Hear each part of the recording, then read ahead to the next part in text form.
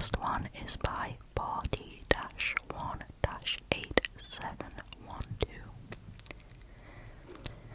It's titled, "What's the most unexplained experience you've ever had?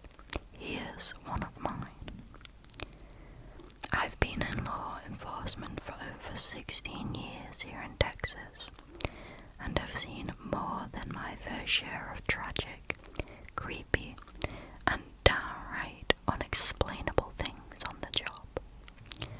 From murder scenes to suicides to fatal accidents. Sometimes a place just feels different. I've posted here before about a burglary in progress call I responded to. But here's another encounter that still sticks with me. I may have shared it before, but I figure it's worth repeating for everyone. There was one call I went to, a death notification, that really freaked me out. I had to contact some family members of a deceased woman that was involved in a fatal car accident a few miles away from her home. When I arrived, I met a woman near the roadway just inside the property gate. She said she heard me coming from miles away. I asked her if she lived at the residence, which she confirmed she did. After asking her to speak with me at the house, she agreed but said she needed to walk, as the house was about 75 yards from the road. After making it to the house, I approached the front door on a small wooden porch and began scanning the driveway for the woman. It was about 1 a.m. and completely dark. While looking for the woman,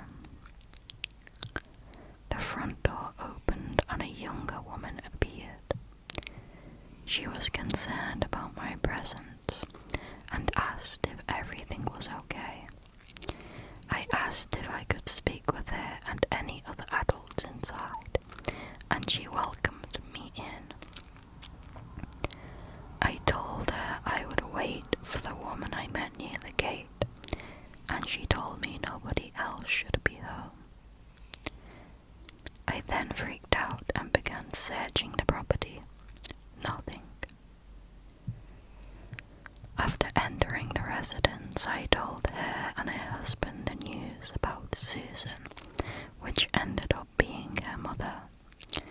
She said her mother moved in a few months back after her father had passed and wasn't handling it well.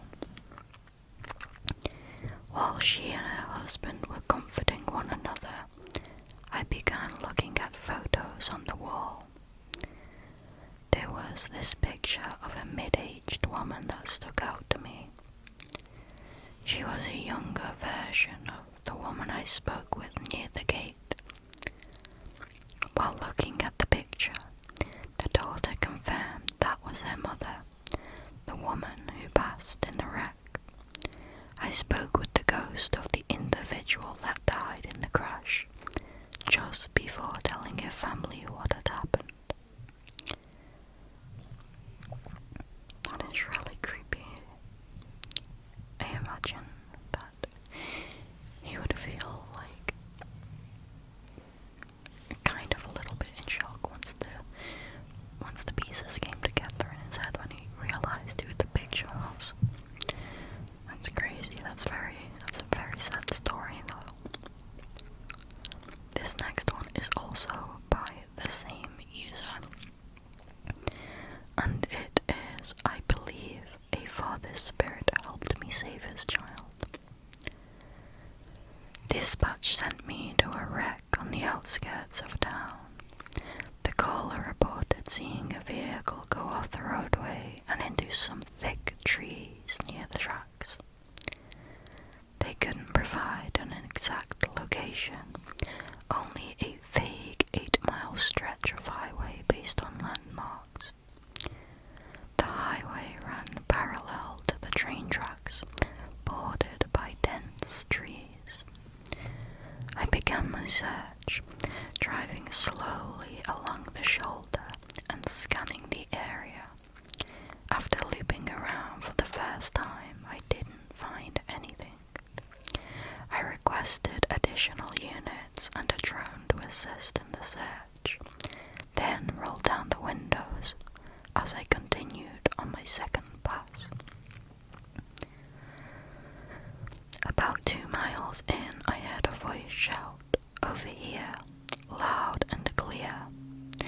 unmistakable.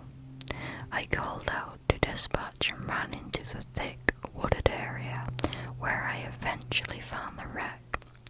The vehicle had crossed the tracks and struck a tree. Unfortunately, the male driver had succumbed to his injuries. Then I heard a soft cry coming from the back. It was an infant. Fortunately, the child was unarmed and was handed over to EMS. We combed the area but didn't find anyone else. Later we learned from the family that the male driver had an extensive medical history, which most likely caused him to leave the roadway.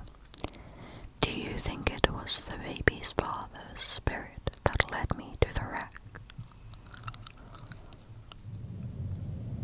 Again, that's another really sad one, but also very wholesome.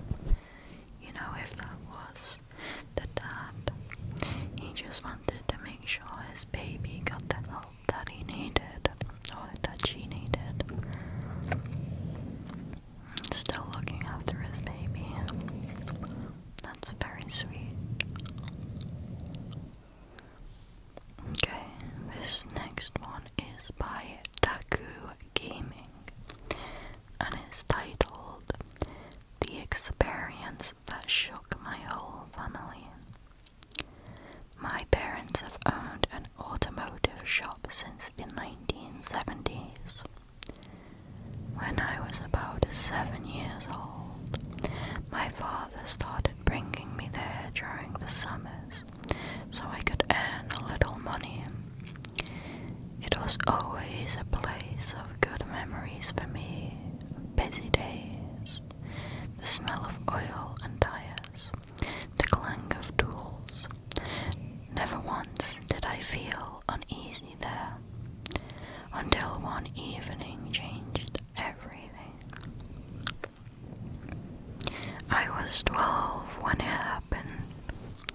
The shop had closed for the day, and my dad asked me to shut down the base and cut the circuit breakers while he finished some paperwork. I closed up the front of the building like usual and made my way to the back. That's when I noticed a fire truck parked in one of the bays, sunlight spilling in behind it. As I went to lock a door, I suddenly felt it. This eerie sensation that someone was watching me. It didn't make sense. The property was surrounded by an 8-foot barbed wire fence and a rolling gate. Nobody could have been there. Still, the feeling crawled up my spine. When I turned back toward the fire truck, my eyes locked on the sunlight pouring around its frame. Then, without warning, a dark figure crouched and peeked out from behind it. Its silhouette blocked the light, and the moment I saw it, it darted back smooth, fast, and unnervingly inhuman. I bolted, ran straight to my dad and told him what I'd just seen. He laughed it off, called it my imagination, and even searched the property just to humor me. Nothing. From then on, it became a family joke that I had seen things. My father insisted the shop couldn't be haunted. After all, it had been built on undeveloped land. 2 years passed. Then one evening, my father came home visibly shaken. For the first time, he apologized to me. He said he had been in his office after hours when a deafening bang rattled the walls so violently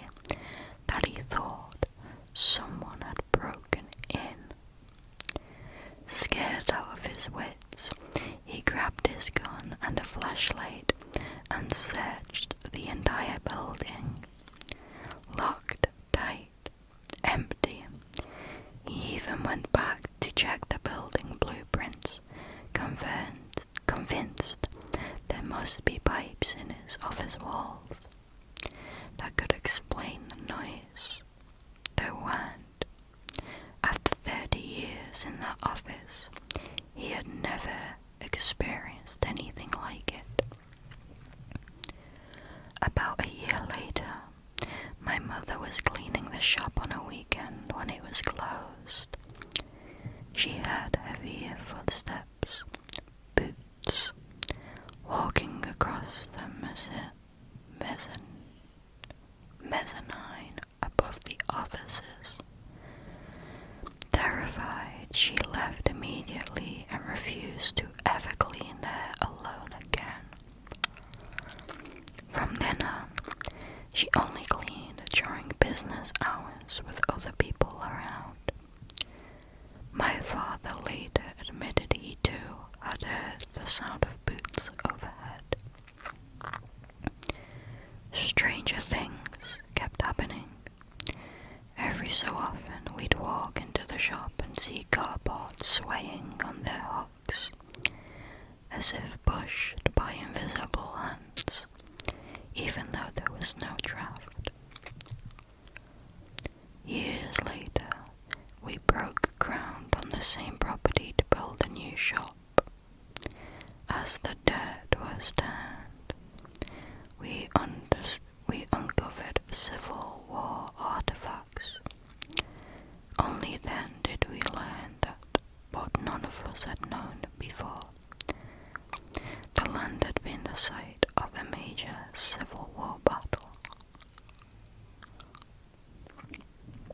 The OB also said in the comments, someone here wanted to know the battle that took place at the site. It was the Battle of Jonesboro in Georgia.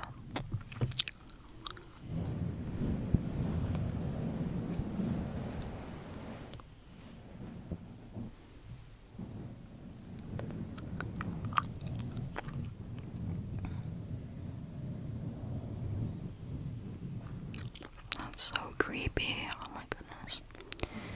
I'm like totally with the mom on that. If I was like working and something creepy happened, I also would never ever go back there alone because I'm a scaredy cat.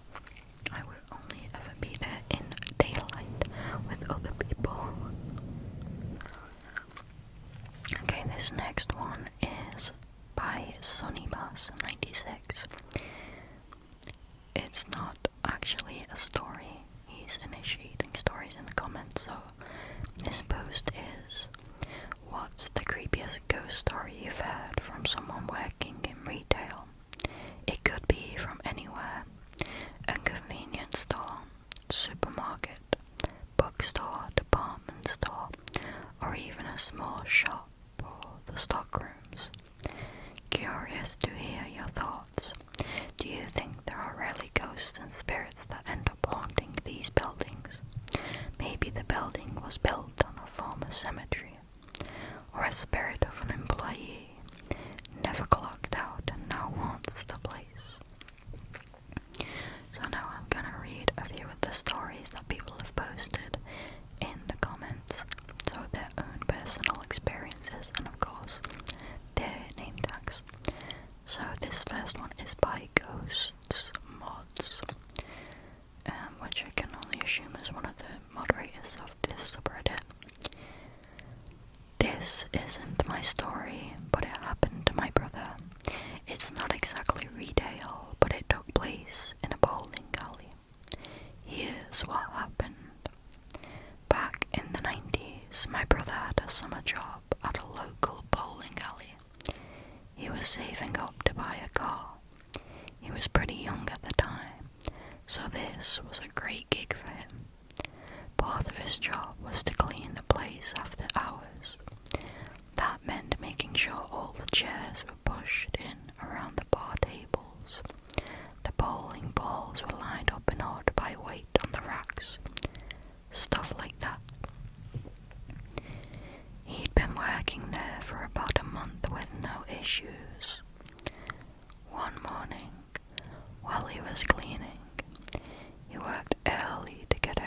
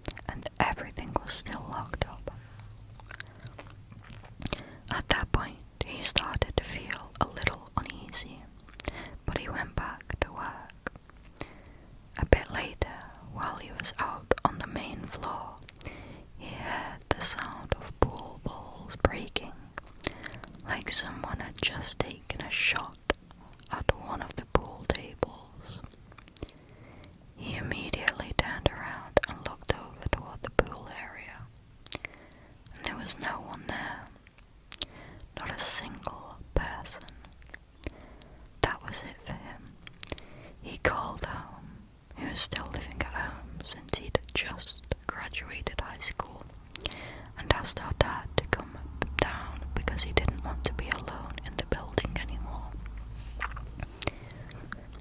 He ended up finishing his shift, but from that point on he never felt comfortable working there again. Strange stuff kept happening now and then, though nothing quite like that day. He finished out the summer, but when the next year rolled around, he didn't go back.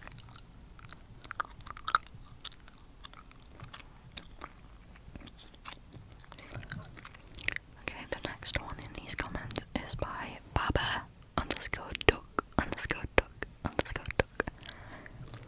Baba Duck. My cousin claimed that when she was working at a dollar store in an old mall that both customers and workers reported genuinely creepy shit.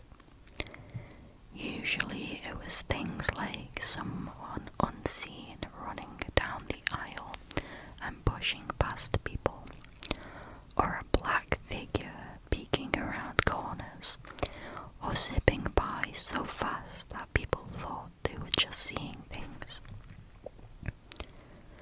The creepiest by far was one of the late night stalkers.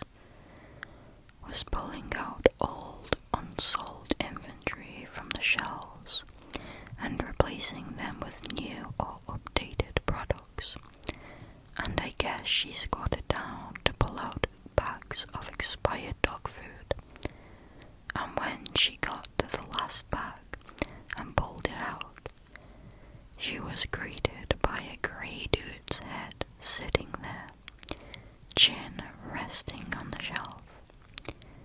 He had a big grin on his face, like he was trying to scare her for laughs. She instinctively fell backwards and hit her head on the inventory card, hard enough to need stitches. The manager had a fun time trying to explain how the co-worker was injured to their bosses and to the insurance company. Not sure if he added that she was startled by a dead dude's head poking out behind the dog food with a creepy grin on his face. That story actually reminds me of the ghosts of Flight 41, where planes were built with materials from a fatal crash, and both flight staff and customers reported incidents of seeing the dead pilots and engineer in odd places in the planes, like their head hiding amongst the luggage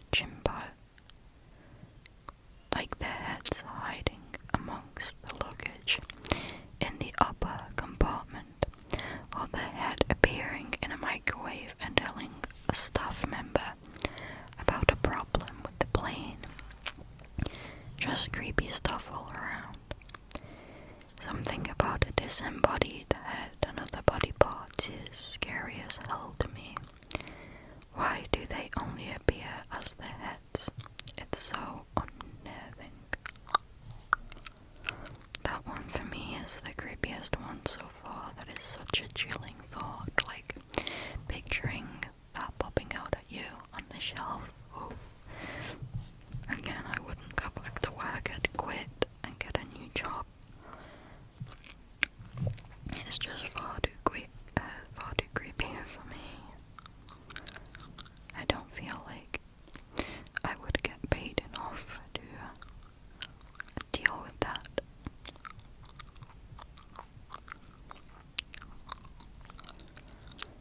I'm just filtering through these stories for the other ones that I was looking at earlier.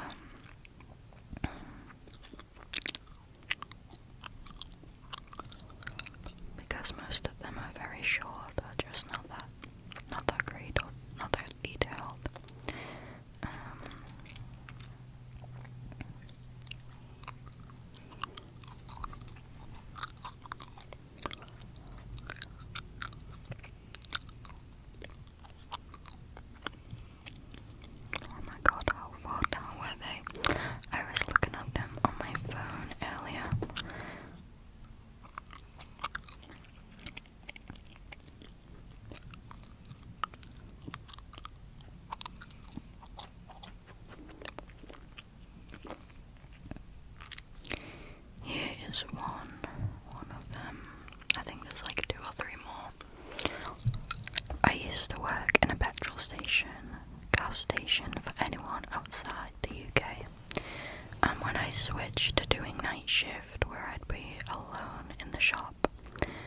was told that we have a resident ghost.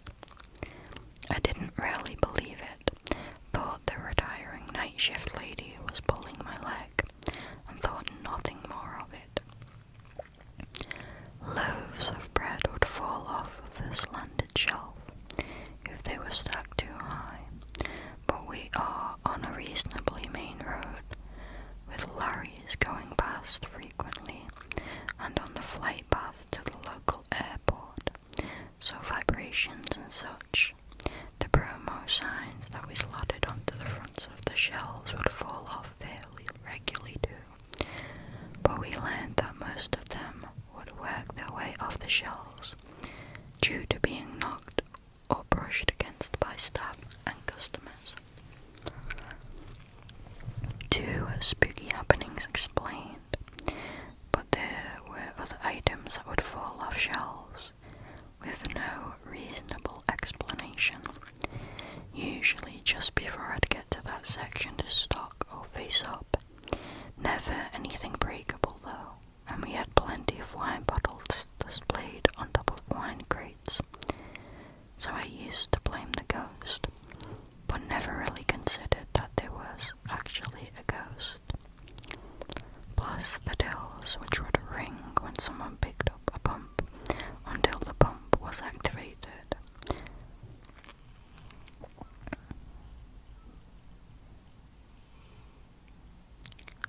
Would occasionally ring once, but there'd be nobody on the forecourt as I rushed up to the till from wherever I was around the shop. But as sure as the sun rising, someone would pull onto the forecourt just after I arrived behind the till.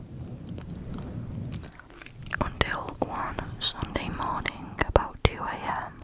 Now, as I said before, I work alone. The doors were locked when my shift started at 11 p.m. and unlocked at 6 a.m. For the papers/early customers, I served through a window hatch by the tills overnight. Nobody was in the shop with me. I'd been everywhere except the locked office, and I was definitely alone. But I rounded one of the center shelf units, which I am shorter than, with a box of muffins in my arms to stock, and startled back, letting out an "oh, I'm sorry," because I'd just walked, my nose to his chest, into a figure that wasn't there. The lasting impression I got was of a man, virtually see-through, light hair, blue checked shirt, maybe jeans, although I didn't see his lower half clearly enough. He was there enough to make me think I had almost walked into a person, but vanished within milliseconds. I did tell a couple colleagues that the ghost was real, but never shared details beyond that, until a couple years later, when a colleague covered a night shift for me. He said that at 1 a.m. he was stocking a shelf and heard distinct footsteps walking down the main aisle to the till. Nobody there when he looked, and again he was definitely alone in the shop. I never had another incident after my vision, but I'm still sure that place is haunted, just not sure why. That's creepy, but not as bad, because it seemed like he meant no harm and wasn't messing with people really, so that one's not too bad. I mean, it will still freak me out enough to probably not work there, but okay, this next one is by Spacey Alien _ Oh man, I have so many stories from this one place. I used to work in a strip mall in the suburbs. We had an outside door and a door down a hallway that led into the main interior of the strip mall. It's one long interior corridor with 20 or so small stores / offices / a private gym. We were the only store with both a public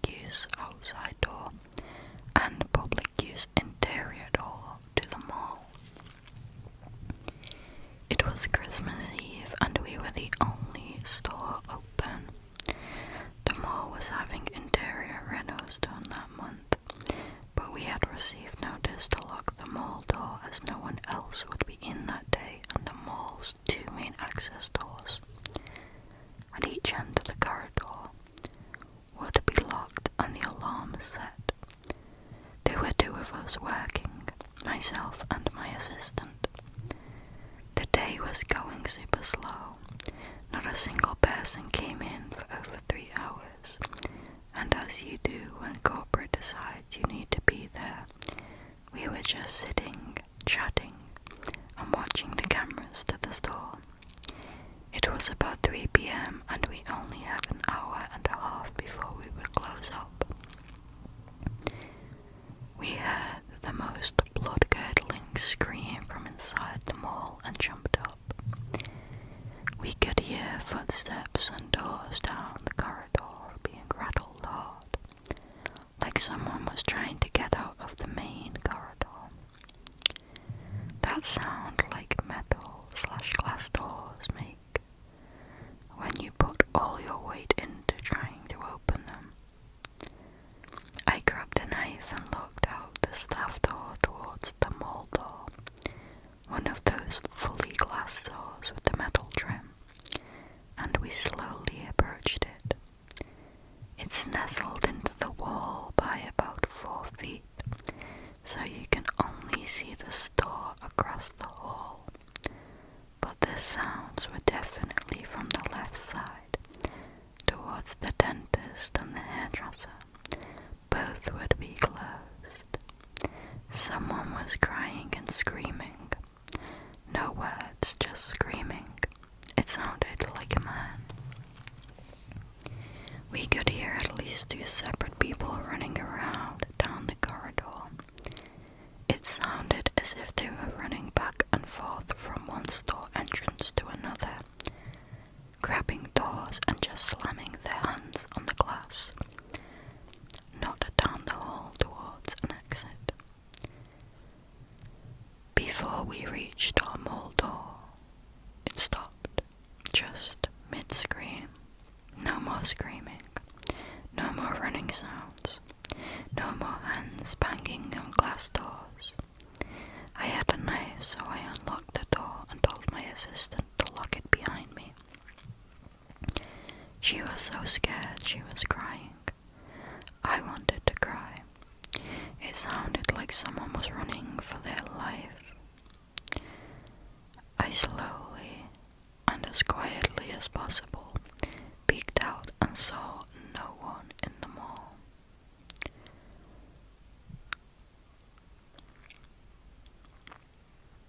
It was empty. All the lights were off, so the only light was coming from the skylight that runs the length of the main corridor. I went right back into the store. I was fully spooked now. You hear someone yelling like that and you expect blood. I told her to lock our outside door, put up a sign saying we would be back in 10, and got her to grab the phone and a weapon and step back into the mall through our store's door. I walked the length, tried doors to stores, tried the doors leading outside, looked into maintenance, the one public bathroom, nothing, all locked, no people. I went back and she checked the parking lot, no cars. We sat in silence for the rest of the shift. There was no reason to call the cops, there was no one there. Maintenance came back the next week and asked why I went into the mall and tried doors. They didn't say anything when I explained the situation. They explained that noise travels weird